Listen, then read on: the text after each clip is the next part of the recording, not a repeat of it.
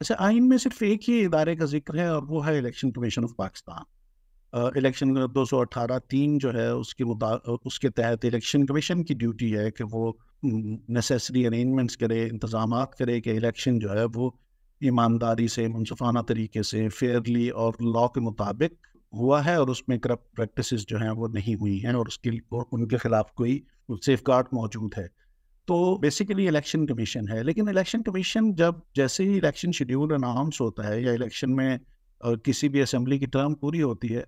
تو election commission کے ماتحت ہو جاتی ہیں ایگزیکٹو اتھارٹیز. اور وہ نہ صرف اس وقت ہوتی ہیں جب یہ الیکشن کا پروسیس سٹارٹ ہوتا ہے، بلکہ کوئی بھی الیکٹورل عمل جو ہے، مثلا ووٹر کی رجسٹریشن کرنی ہے، ڈیلیمیٹیشن کرنی ہے، تو اس میں جو بھی ایگزیکٹو اتھارٹیز سے، انتظامیہ سے جو مدد چاہیے حکومتوں سے، وہ حکومتیں وفاقی ہو سکتی ہیں،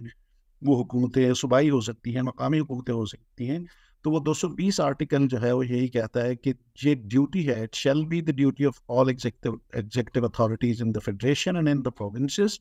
کہ وہ اسسٹ کریں کمشنر اور الیکشن کمیشن کو ان کے اپنے فنکشنز کو ڈسچارج کرنے میں. تو یہ صرف دو ہی فریق رہ جاتے ہیں، ایک الیکشن کمیشن آف پاکستان اور ان کے ماتحت جو انتظامیہ ہے جس میں حکومت ہوتی ہے، اور عموماً اگر جنرل الیکشن ہو رہا ہے تو وہ کیئر ٹیکر گورنمنٹ ہوتی ہے. تو یہ تو بہت واضح ہے کہ کسی اور فریق کا اس میں بہت عمل دخل نہیں ہوتا. اگرچہ الیکشن ایکٹ میں جو جوڈیشری سے جو ریٹرننگ آفیسرز لینے کا ایک پروسیس دیا گیا ہے، کہ اس میں جو چیف الیکشن کمشنر ہیں اور جو الیکشن کمیشن ہے وہ متعلقہ صوبے کے جو چیف جسٹس ہیں ہائی کورٹ کے،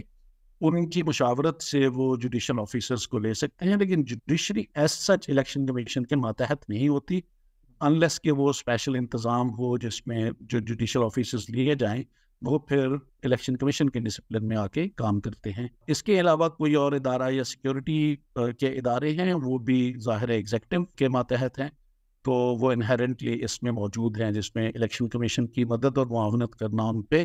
آئینی طور پر ضروری ہے.